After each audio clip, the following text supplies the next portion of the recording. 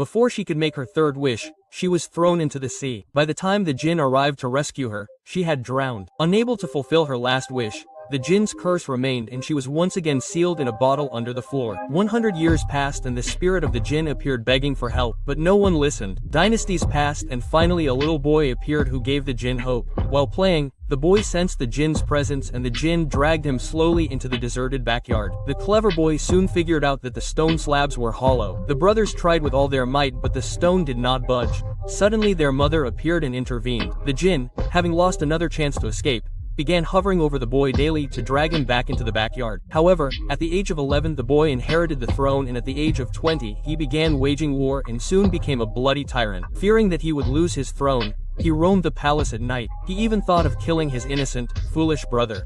But his mother intervened. To calm him down, his mother fed him endless wine and told him stories from the best storytellers in the kingdom, which made him drown in his revelry. Slowly, he lost interest in the affairs of the kingdom and spent his days listening to the stories of the old storyteller. One day, the old storyteller died. Desperate, he finally heard the call of the lamp spirit. Trembling, he reached the backyard. The lamp spirit was overjoyed because his years of waiting had finally been rewarded. However, the king was so weak that he could not even open the door and died immediately. The lamp spirit was once again plunged into despair, but soon a 300-pound princess suddenly appeared. The new princess, who loves to travel, happens to be there and takes a bath. She slips and breaks a stone slab, releasing the jinn who had been locked up for 1,000 years. But the fat woman, believing that the genie is taking advantage of her, makes an evil wish. I wish you were back in the bottle and sink to the bottom of the ocean. In this way the genie endures loneliness and suffering for centuries. One day a girl is cleaning fish and she sees a golden bottle. Curious, she opens it and a cloud of black smoke rises, causing the genie to reappear. She challenges the girl to make 3 wishes to break the curse. But the girl, due to her eccentric personality, refuses to make even 1 wish.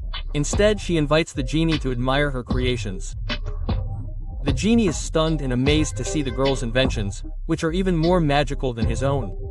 Then the girl demonstrates another invention, a flying machine. It could have been as memorable as Leonardo da Vinci's invention.